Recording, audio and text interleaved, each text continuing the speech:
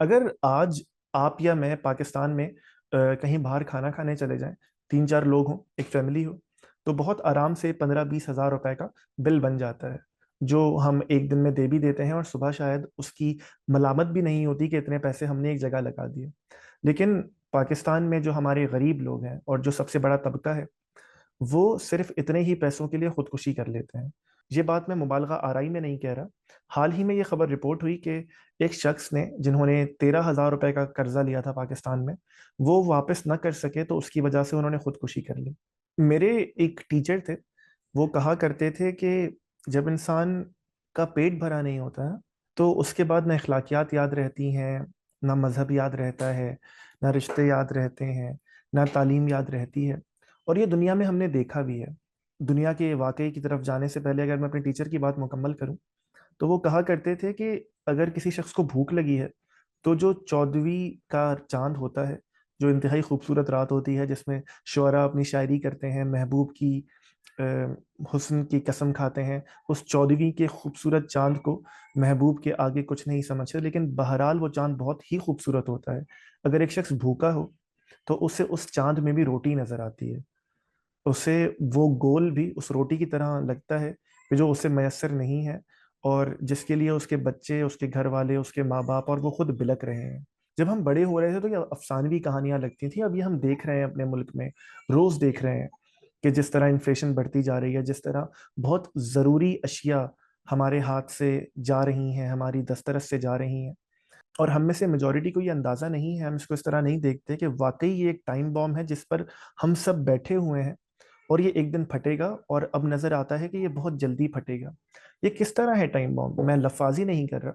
अगर आप अमेरिका और इराक की जंग को देखिए, तो इराक पर जो पाबंदियां लगी, उनको जो माशी मसाइल का सामना करना पड़ा, उससे उनका जो इंफ्रास्ट्रक्चर तबाह हुआ वो हुआ।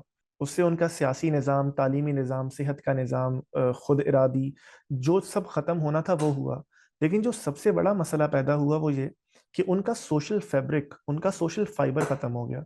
सोशल फाइबर और सोशल फैब्रिक क्या होता है कि जब इराक पर पाबंदियां लगीं और कोई मौके नहीं थे जिंदा रहने के, कोई कारोबार करने के, कोई काम करने के, अपने घर वालों का पेट पालने के, तो वो लोग कि जिनके अमूमी तौर पे पेट भरे होते हैं, कि जो मुआशरे का वो हिस्सा होते हैं कि जिन्होंने तालीम हासिल की होती है, जिनके शऊर की, जिनके अखलाक की मुआशरा मिसाल देता है, वो भी इस पर मजबूर हो गए कि वो एक रोटी के टुकड़े के लिए लड़ें आपस में, चोरी तक करें, उसके लिए एक दूसरे की जान भी ले लें, क्योंकि आपको सरवाइव करना है, आपको जिंदा रहना है। और अपनी भूख तो इंसान बर्दाश्त कर भी ले, अपनी तंगी तो इंसान बर्दाश्त कर भी ले, अपने पेट पे तो पत्थर इंसान बांध भी ले, लेकिन अपने घर वालों के साथ क्या करे, अपनी फैमिली के साथ क्या करे, जब उन्हें भूख में बिलकता देखे तो उनके साथ क्या करे। आज की बात तो नहीं है कि हमारे हालात खराब हैं, हमारी रियासत ने तो ये मामला सिरे से छोड़ ही दिया है कि लोगों की इस बुनियादी, बल्कि सबसे बुनियादी चीज का ख्याल रखना है कि उन्हें कम से कम खाना खिलाया जा सके। इस पर मैंने एक डॉक्यूमेंट्री बनाई थी, आप चाहें तो वो देख सकते हैं कि पाकिस्तान में किस तरह रियासत अपना किरदार अदा नहीं कर सकी। मैं यहीं पर इंफॉर्मेशन सेक्शन में उसका लिंक दे दूंगा। लेकिन मामला यह है कि अगर रियासत ये किरदार अदा नहीं कर रही, तो ये किसी को तो करना है, आपको करना है, मुझे करना है। और क्यों करना है? वो इसलिए कि जो मैंने आपको इराक की एग्जाम्पल दी, कि बेतहाशा पढ़े लिखे लोग, अच्छे घरानों के लोग, तालीम याफ्ता लोग एक दूसरे की जान के दर पे हो गए, एक दूसरे की इज्जत आबरू का ख्याल भी ना करते हुए अ, उस हद तक पहुंच गए कि जहां तक भूख एक इंसान को ले जाती है।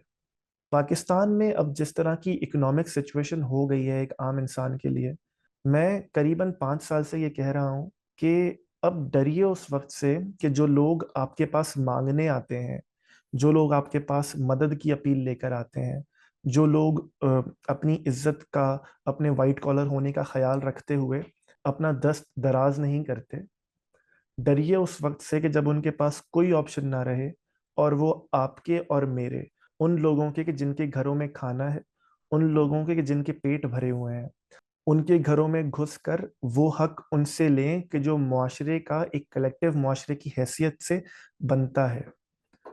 इसमें हम चाहें तो लफाजी कर सकते हैं, हम चाहें तो इसमें रियासत को ब्लेम कर सकते हैं कि रियासत ने कुछ नहीं किया, हम वजीर ख़जाना इसहाक डार को, उससे पहले मिफ्ता इस्माइल को, अ, असद उमर साहब को, वजीर आजम को, हुकूमत को, इस्टेब्लिशमेंट को कसूरवार ठहरा सकते हैं, और उनका कसूर है भी सही। इसमें ऐसा नहीं है कि उनका कसूर नहीं है। लेकिन इसमें आपके और मेरे करने का क्या काम है? जाहिर है अगर रियासत अपना किरदार अदा नहीं कर रही तो किसी को तो करना है। और अगर मेरे घर में खराबी है तो पड़ोसी तो नहीं आएगा मेरा मसला हल करने के लिए, आप और मैं आएंगे। और खास तौर पे उनके लिए कि जो ये कहते हैं कि हमें अपने मुल्क के लिए कुछ करना है, हमें कोई अपॉर्चुनिटी चाहिए कि हम अपने मुल्क की फलाह व बहबूद में, इसकी तरक्की में किरदार अदा कर सकें। तो यहाँ मौका है कि आप किरदार अदा करें। वो किरदार कैसे मेरे ख्याल में, मेरी राय में अदा किया जाए? वो ये कि अब जिस तरह की इकोनॉमी की सिचुएशन हो गई है, वहाँ अपना सर्वाइवल तो मुश्किल है। तो जो अपना सर्वाइवल तरीके से कर रहा है वो कोशिश करे कि उसी सर्वाइवल के साथ साथ कोई दूसरा मामला करके एक पैसिव सोर्स ऑफ इनकम भी ले आए। उसमें चाहे तो कोई छोटा सा बिजनेस हो सकता है, स्टॉक में इन्वेस्टमेंट हो सकती है, क्रिप्टो में इन्वेस्टमेंट हो सकती है। मैं ये नहीं कह रहा कि इन्हीं को कर लिया जाए, मैं सिर्फ ये बता रहा हूँ कि आजकल इनके ऑप्शंस हैं। और जिस तरह कहते हैं ना प्लेन में कि अगर प्लेन क्रैश होने लगे तो किसी और को ऑक्सीजन मास्क पहनाने से पहले खुद पहन लो, कि खुद सिक्योर होकर तो दूसरों को बचाओगे। तो अगर आप खुद सिक्योर हैं या बॉर्डर लाइन पे सिक्योर हैं तो पहले खुद को सिक्योर कीजिए। दूसरा कोई इनकम का मामला साथ निकालिए, देखिए कि बिजनेस की कौन सी अपॉर्चुनिटीज हैं, ट्रेड कीजिए। बेतहाशा मामले हो सकते हैं। और अगर कोई मेरे जैसा शख्स हो कि जैसे ज्यादा नहीं पता, तो वो ये कहेगा कि यार जब मैं अमेजोन में सेलिंग को देखता हूँ आजकल यूट्यूब पर लोगों को, तो वो लाखों करोड़ों की बात कर रहे होते हैं।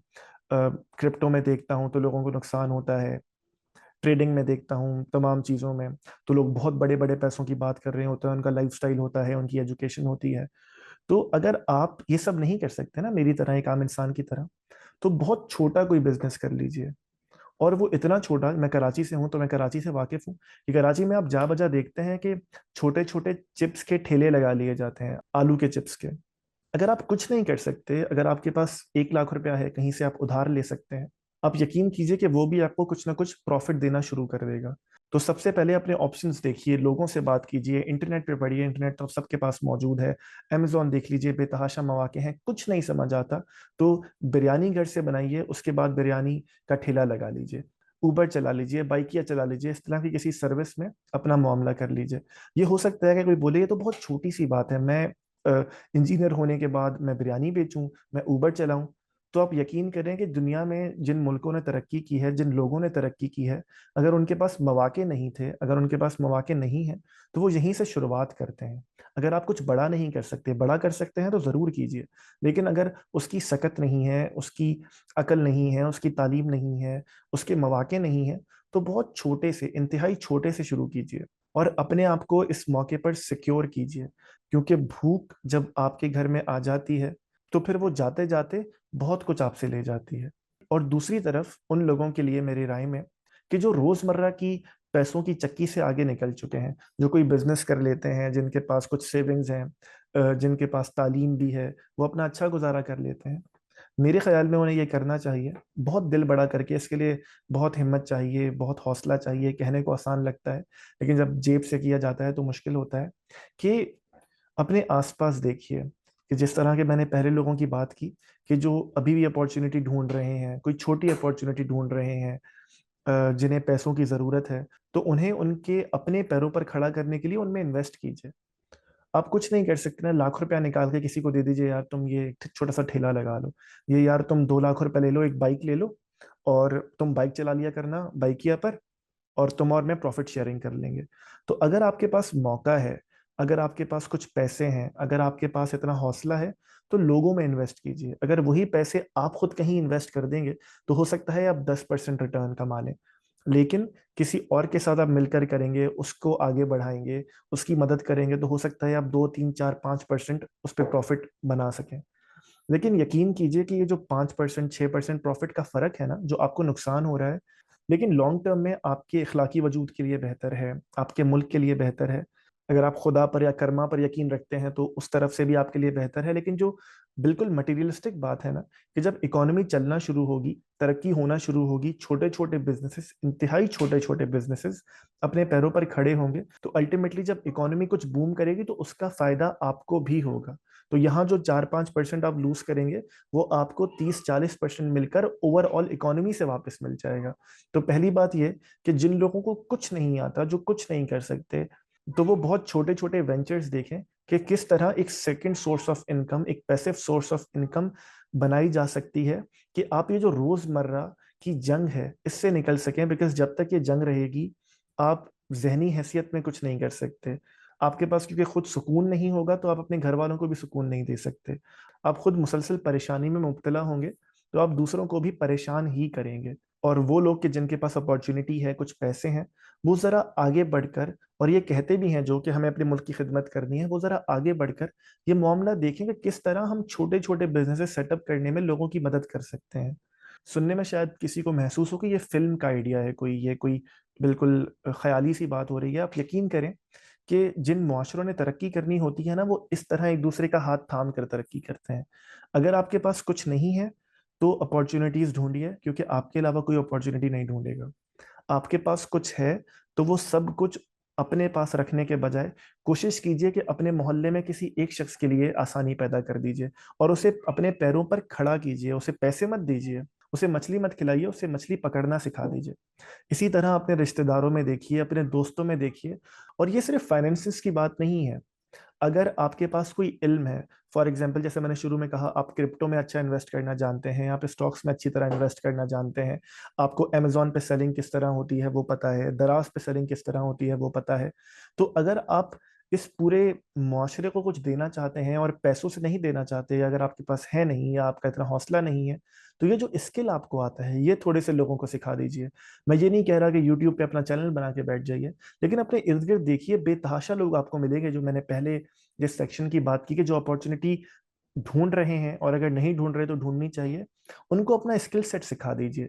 सब कुछ नहीं बताना चाहते, इतना बता दीजिए कि वो महीने के 10,000, 20,000, 30,000 कुछ निकाल सकें, कि उनका जो बर्डन है ओवरऑल वो कम हो सके। और अगर आपके पास कोई स्किल सेट भी नहीं है, आपके पास पैसे भी नहीं है, आपको खुदा ने बस ये मौका दिया है कि आपके पास बोलने की सलाहियत है, तो अगर आप कुछ ना कर सकें, मैं आपसे सच अर्ज करता हूं, तो कोशिश कीजिए कि लोगों को ये समझाइए कि ये छोटे छोटे मामलात करके ही बड़ा बना जाता है। ये छोटे छोटे कदम रखकर ही आप कोई बड़ी चीज एस्टेब्लिश कर सकते हैं। मैं आपसे सच अर्ज करता हूँ कि हुकूमत का इंतजार करने से कुछ नहीं होगा।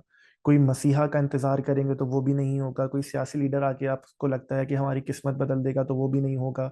आईएमएफ के प्रोग्राम के बाद, बाहर से पैसे आने के बाद हमारा कोई मामला हल हो जाएगा, तो वो भी नहीं होगा।